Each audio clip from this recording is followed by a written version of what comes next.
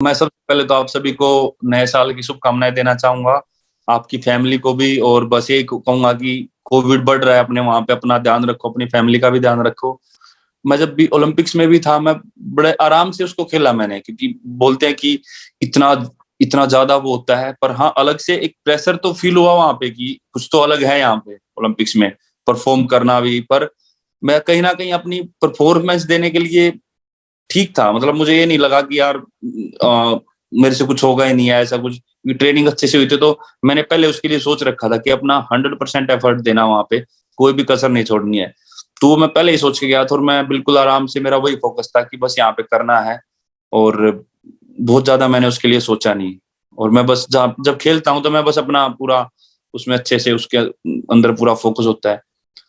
अलग की बात अगर मैं बताऊं तो कंपटीशन में मैं बिल्कुल अलग होता हूँ। अगर मैं ग्राउंड की बात करूं तो मैं ग्राउंड पे शायद इतना एफर्ट 100% भी दूंगा, तब भी मेरे से कई चीजों में इतना अच्छा नहीं होता। लेकिन अगर कंपटीशन की बात आए तो मैं एक अलग ही मेरी बॉडी बिल्कुल अलग रिएक्ट करती है, मेरा माइंड बिल्कुल अलग रिएक्ट करता है वहां पे।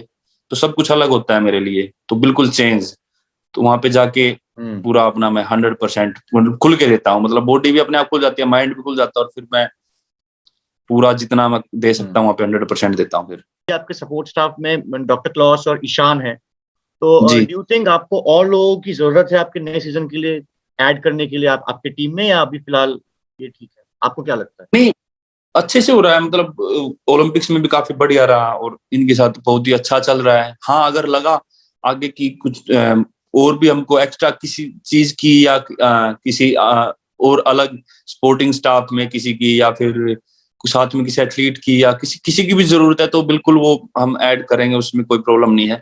तो अभी तक तो सब बहुत ही अच्छा चल रहा है। कंसिडरिंग अभी कोविड वापस फैल रहा है, यूएस में, यूके में, जी। हर जगह काफी रिपोर्ट आ रही है, और कॉम्पिटिशन्स को लेके, ट्रैवल को लेके अनसर्टेनिटी बढ़ गई है, पता नहीं क्या होगा आगे, समझ नहीं आता कभी।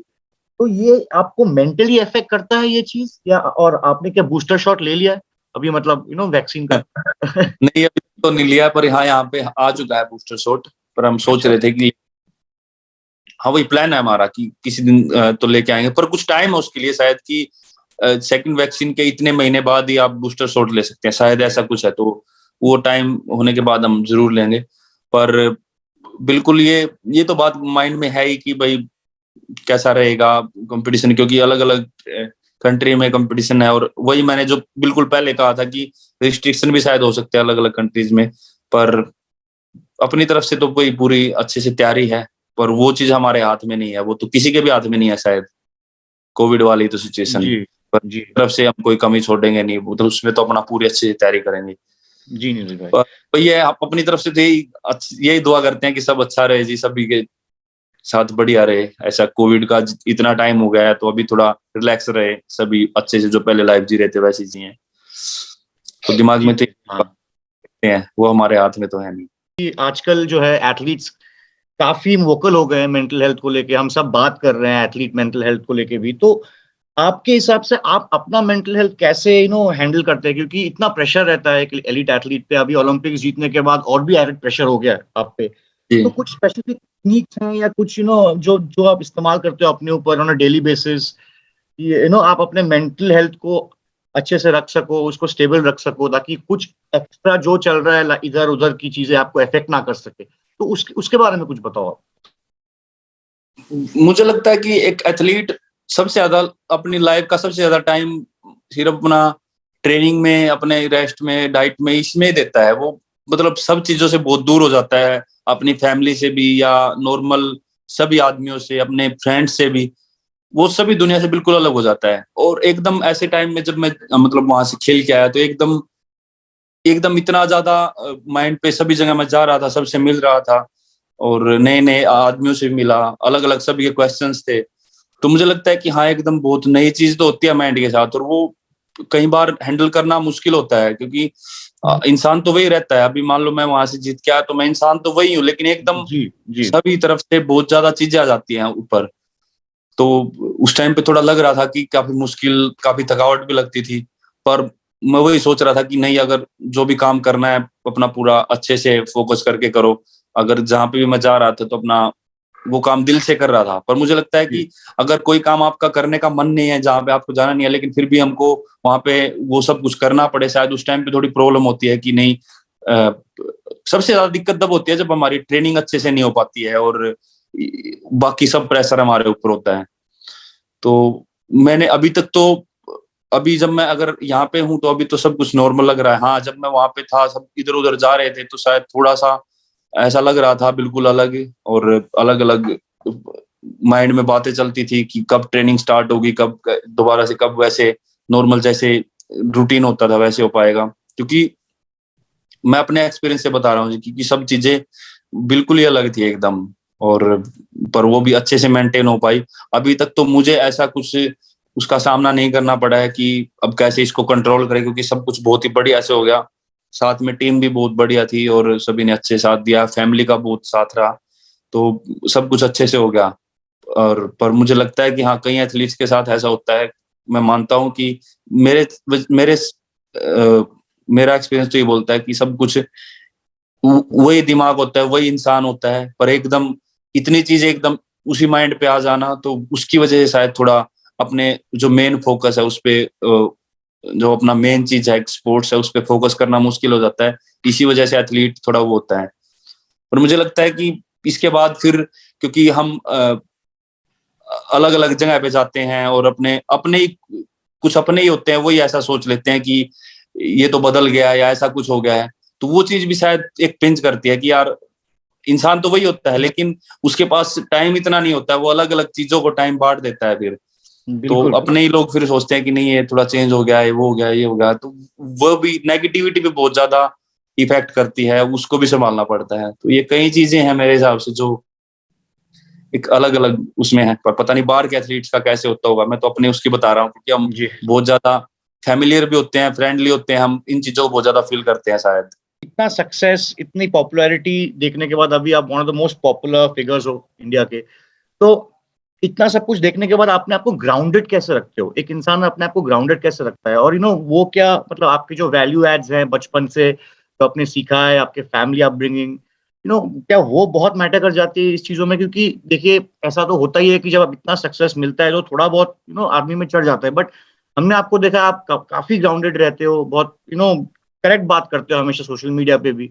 तो वो कैसे आपने डेवलप किया अपने ऊपर, उसके बारे में थोड़ा बताओ। नहीं, मुझे लगता है कि हाँ, बिल्कुल फैमिली का फर्क पड़ता है। मतलब फैमिली वाले जैसे हैं वैसे ही शायद आगे बच्चे भी होते हैं, वो काफी उनका वो पड़ता है। लेकिन पर्सनल लेवल पे भी शायद होता है क्योंकि मैं एक ही चीज मानता हूँ कि हाँ, मैंने जीता है, बिल्कुल मैं जीत के वहां से आया, गोल्ड या जो भी है, लोग मेरे पास आ रहे हैं, वो प्यार से आ रहे हैं। मतलब अगर मैं उनको उनको मैं शायद ये बोल दूं कि नहीं, मुझे नहीं आपके पास आना है या मुझे आपसे बात नहीं करनी है, तो उनकी पर्सनल लाइफ है, वो शायद वो लाइफ में कभी भी नहीं आएंगे मेरे पास। तो वो सिर्फ प्यार से आते हैं। तो मेरा, अगर मेरे पास टाइम है तो मेरा फर्ज बनता है कि मैं उनको अच्छे से टाइम दूं, और वो मेरे पास एक पॉजिटिव वाइब्स लेके आ रहे हैं, अच्छे से मिलने आ रहे हैं। तो तो मुझे लगता है कि हाँ, वो क्योंकि हम अगर अपने ऊपर, मैं तो अपने ऊपर फील करता हूँ कि मान लो अब मुझे किसी से मिलना है और आगे से उसके रिएक्शन अच्छे नहीं हो, तो शायद मुझे ही बुरा लगेगा। तो अगर कोई हमारे पास अच्छी इंटेंसिटी उससे इंटेंस से आ रहा है मिलने के लिए, तो मुझे लगता है कि अच्छे से उनसे मिलना चाहिए, बात करनी चाहिए। और भी अलग चीज है, जो स्पोर्ट्स तो एक अलग चीज है, लेकिन नॉर्मल लाइफ में भी आगे भी हमको लाइफ में रहना है, तो वही है, सबसे अच्छे से रिस्पेक्ट से बात करनी चाहिए। जो रिस्पेक्ट देता है अच्छे से कोशिश करो उनसे उसको और ज्यादा रिस्पेक्ट दो। तो यही सब कुछ है जो घर पे भी सिखाया, और जो मुझे लगता है कि जो अच्छी बात है। आप जो बोलते हो ये आप जो एथलीट्स के लिए प्रमोट करते हो कि इंडिया से और अच्छे एथलीट्स लाए, और आप अभी गोल्ड जीत के आए हो, तो आपका डिसीजन मेकिंग कंट्री में काफी इन्फ्लुएंशियल हो गया है। मतलब लोग आपकी बात सुनेंगे, अगर आप कुछ बोलते हो तो वो ऐसे नेग्लेक्ट नहीं कर दिया जाएगा। तो आपके हिसाब से इंडिया को जेवलिन में क्या करना पड़ेगा कि और बड़े बड़े एथलीट्स और तगड़े एथलीट्स आए, निकल के आए, और रेगुलरली इंडिया के लिए वर्ल्ड चैंपियनशिप्स में और ग्लोबल चैंपियनशिप्स में मेडल जीत के आए? तो आप एक मतलब ऐसे कुछ पॉइंट्स हैं जो आप बोलना चाहोगे? This message will go to everybody, so you want to say something on this, कि ताकि और थोड़ा सा बेटरमेंट हो। और आप पर्सनली क्या फील करते हो इस चीज को लेके, about the future of javelin of India? एक पॉइंट मैंने बताया था कि अगर मैं इलीट एथलीट के लिए, तो मैंने बताया था कि उनको और ज्यादा कंपटीशन मिलने चाहिए इंटरनेशनल। और जो दूसरी बात है, जो बच्चे जो अभी ग्राउंड पे आ रहे हैं उनको मतलब मुझे लग रहा है कि और मतलब नॉर्मल जो ग्राउंड है वहां पे फैसिलिटी बढ़ानी चाहिए और जेवलिन्स वहां पे प्रोवाइड करवाने चाहिए कि भाई हाँ बच्चों के पास फेंकने के लिए जेवलिन हो, कि एक महंगी चीज है, महंगा इक्विपमेंट है, अपने पैसों से बच्चा नॉर्मल फैमिली का बच्चा ले नहीं सकता। और वहां पे कोई ना कोई ऐसा सिखाने वाला कोच या ऐसा कोई होना चाहिए जो उनको अच्छी गाइडेंस दे सके। तो ये चेंजेस है, मुझे लगता है कि ये छोटा सा चेंज भी अगर आ गया तो आगे जाके अपने आप बहुत चीजें बदल जाएंगी। बच्चों के पास इक्विपमेंट है, अच्छा सिखाने वाला है और इलीट एथलीट के पास और ज्यादा अच्छे खेलने के लिए कंपटीशन है। तो मुझे लगता है कि ऑलरेडी बाकी तो सब कुछ अच्छे से होता है, अपना डाइट अच्छी है और एथलीट मेंटेन भी कर लेता है। पर ये चीजें हैं जो कि धीरे धीरे बढ़नी चाहिए। और भी अगर मुझे लगा तो मैं, हाँ बिल्कुल, मैं फेडरेशन से ही बात होती है, फेडरेशन ने भी बहुत अच्छा डिसीजन लिया कि 7 अगस्त को जो एक कंपटीशन करवाने के लिए कहा है पूरे सभी स्टेट में, सभी इंडिया के सभी उसमें। तो अभी देखते हैं अभी 2022 में जब वो होगा तो कैसा उसका रिजल्ट रहेगा। होपफुली बहुत बच्चे उसमें पार्टिसिपेट करें, नए नए टैलेंट निकल के आए। पर देखते हैं, कोशिश मतलब सोच तो ये रहे हैं कि बहुत उसका अच्छा इफेक्ट पड़ेगा। मैं सबसे पहले तो आप सभी को नए साल की शुभकामनाएं देना चाहूंगा, आपकी फैमिली को भी। और बस यही कहूंगा कि कोविड बढ़ रहा है, अपने वहां पे अपना ध्यान रखो, अपनी फैमिली का भी ध्यान रखो। और साथ में आप सभी का बहुत बहुत धन्यवाद, आप लोगों ने ओलंपिक्स में सभी एथलीट्स को बहुत ही अच्छे से सभी को दिखाया और बच्चों को और ज्यादा मोटिवेशन मिला। तो मतलब ये अपना सही है, आपसे ये काम है कि हम कुछ वहां पे करते हैं और आप किस तरीके से अपने देशवासियों को वो चीज दिखाते हैं, उसका बहुत अच्छा इफेक्ट पड़ता है। और मतलब आपकी वजह से ही जो है फैमिली भी और आगे बच्चे भी पढ़ पाते हैं, देख पाते हैं, उनके भी सपने आगे बनते हैं। तो आपको बहुत बहुत धन्यवाद और आप ऐसे ही अच्छे से काम करते रहे, हम अपना अच्छे से मेहनत करेंगे, बहुत अच्छा रिजल्ट करेंगे आगे। और हाँ एक बात और है कि हाँ कई बार एथलीट ये नहीं कि हमेशा जीत के ही आए, कई बार होता है कि अच्छा परफॉर्मेंस ना करे, बहुत ही खराब परफॉर्मेंस भी रहे, कोई भी रीजन हो सकता है। तो उसको भी मैं यही बोलना चाहूंगा कि अपने लोगों को ये समझने की जरूरत है कि यार जीत रहे हैं उसी का साथ ना दे। सब कभी कभी एथलीट हार रहा है, उस टाइम पे बहुत जरूरत होती है उसको मोटिवेशनल की, मोटिवेट करने के लिए। तो लोगों को उस टाइम शायद थोड़ा समझना चाहिए कि भाई अभी ये टाइम नहीं है कि एक कंपटीशन में हारते ही हम ऐसा बोल दें कि नहीं अब तो हो गया सब कुछ खत्म। तो वो थोड़ा समझना चाहिए कि हाँ क्या कुछ रीजन भी हो सकता है या क्या बात है। तो स्पोर्ट्स एक ऐसी चीज है कि हाँ हमेशा हमेशा ही हम बेस्ट नहीं रह सकते, थोड़ा कई बार डाउन होता है, फिर से हम दोबारा तैयारी करते हैं, फिर अच्छा कर देते हैं। तो वो शायद आप भी बहुत अच्छे तरीके से बता सकते हैं, आप सभी तो वो, क्योंकि आप सभी अच्छे से स्पोर्ट्स को समझते हैं। तो आपका बहुत बहुत धन्यवाद। और बस लास्ट में वो ये कि अपना ध्यान रखें और नॉर्थ इंडिया में बहुत ज्यादा सर्दी भी है, सर्दी से ही बचे।